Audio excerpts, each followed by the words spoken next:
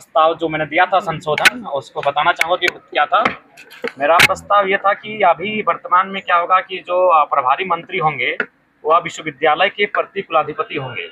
तो मैंने उनको ये सुझाव दिया था कि उनके स्थान पर राज्य के मूल निवासी शिक्षाविद जिनका राज्य या देश में शैक्षणिक एवं प्रशासनिक कार्यों का लंबा अनुभव रहा हो, उनका मनोनयन सरकार द्वारा किया जाए प्रति कुलाधिपति के तौर पे। तो उन्होंने अस्वीकार कर दिया और मैंने ये भी रखा था कि झारखंड के मूल निवासी हों।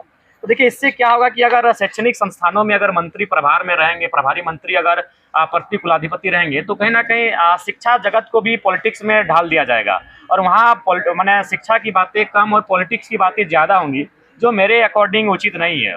और राज्य सरकार का मेरे प्रस्ताव को अस्वीकार करना भी यह दर्शाता है कि वह मूलवासियों की हितैषी नहीं है। मैंने तो यही कहा था कि मंत्री को ना होकर कोई ऐसा शिक्षाविद हो जिसका राज्य और देश में एक लंबा अनुभव हो और जो झारखंड का निवासी हो, तो उसे सिरे से खारिज कर दिया गया।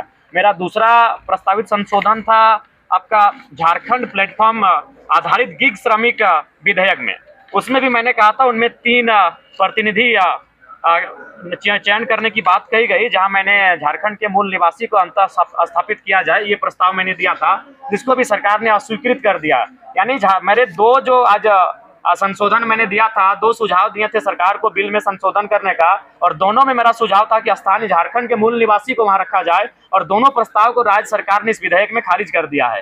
तो इससे ये स्पष्ट हो जाता है कि राज्य सरकार भले मंचों में आकर घड़ियाली आंसू बहाए, मंचों में ये कहे कि हम आदिवासी मूलवासी की सरकार हैं, लेकिन आज मेरे संशोधन को खारिज करना, मेरे प्रस्ताव को खारिज करना, अस्वीकार करना उनकी मंशा को साफ दर्शाता है कि वो राज्य का हितकर नहीं है, वो राज्य के मूलवासियों का, आदिवासियों का भला नहीं चाहती है। और एक मजेदार बात आपको मैं बताऊंगा, मेरा एक सवाल था कि क्या विनोद बिहारी महतो जो दिसम गुरु शिबू सोरेन के राजनीतिक गुरु कहिए, जो शिबू सोरेन ने सार्वजनिक मंचों में स्वीकार किया, दिसम गुरु ने राजनीतिक पिता करके संबोधन किया है, क्या उनकी प्रतिमा इस राजधानी में कहीं लगाएंगे?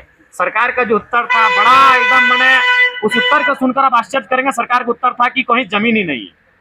अगर विनोद बिहारी महतो के स्थान पर अगर मेरा सवाल ये होता कि आप गुरु जी की प्रतिमा लगाएंगे, तो सरकार का क्या उत्तर होता? सरकार को इतनी कुंठित मानसिकता के साथ कार्य नहीं करना चाहिए।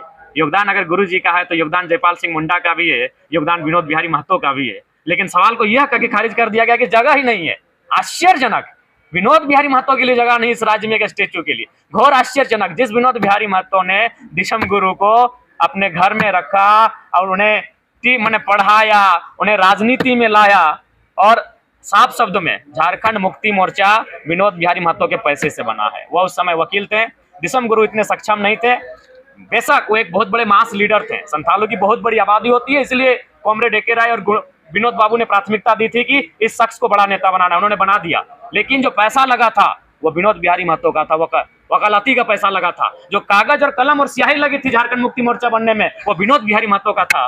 और सरकार का उत्तर है कि राजधानी में कहीं जमीन ही नहीं है जहां उनकी प्रतिमा बने। तो सोचिए, अगर मेरा सवाल जस्ट खाली विनोद बिहारी नाम के जगह पर जयपाल सिंह मुंडा या दिसम गुरु शिबू सोरेन का होता, तो सरकार का क्या उत्तर होता?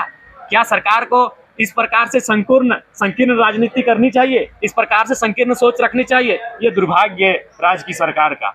उसके बाद ये मेरा ही सुझाव था, अभी जो आप बहस देख रहे हैं कृषि को लेकर, अभी जो आप बहस देख रहे हैं अत्यधिक वर्षा को लेकर, ये मेरा ही सुझाव था सर्वदलीय बैठक में, और इस पर हमने अपना राय प्रकट किया है कि इस बार बारिश 33-32% ज्यादा हुई है। तो जहां जहां क्षति हुई है, चाहे सड़क की क्षति हो, पुल की क्षति हुई हो, या किसी सेक्टर की क्षति हुई है, उसकी एक कम अवधि में भरपाई की जाए, और विशेषकर किसानों के लिए 500 करोड़ का एक बजट जो क्षति के लिए निर्धारित किया जाए। जिनके आवास का क्षतिग्रस्त हुआ है उन्हें कम समय में आवास अलॉटमेंट किया जाए, और जो अगर निधन हो जाता है, किसी की मृत्यु हो जाती है इस आपदा में, तो 10 लाख का मुआवजा उस परिवार को मिले। ये मैंने सरकार से मांग किया है।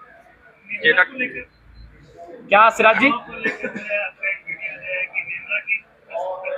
हाँ बिल्कुल मैं उस स्टेटमेंट पर पीछे क्यों हटूंगा?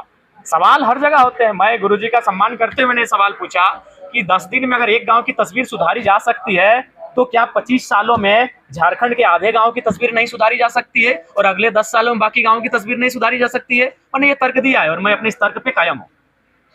जेटेट अभ्यर्थी क्या कहेंगे? देखिए, जेटेट अभ्यर्थी पर मेरा आज शून्यकाल का प्रश्न था, माफ कीजिए कल था, कि जेटेट जो 9 वर्षों से जेटेट की परीक्षा नहीं ली गई है, उस परीक्षा को लिया जाए, और यही नहीं, जेटेट, जेपीएससी और तथा जेएसएससी की जो परीक्षाएं हैं वो प्रतिवर्ष ली जाएं और एक नियमित कैलेंडर जारी करके ली जाएं।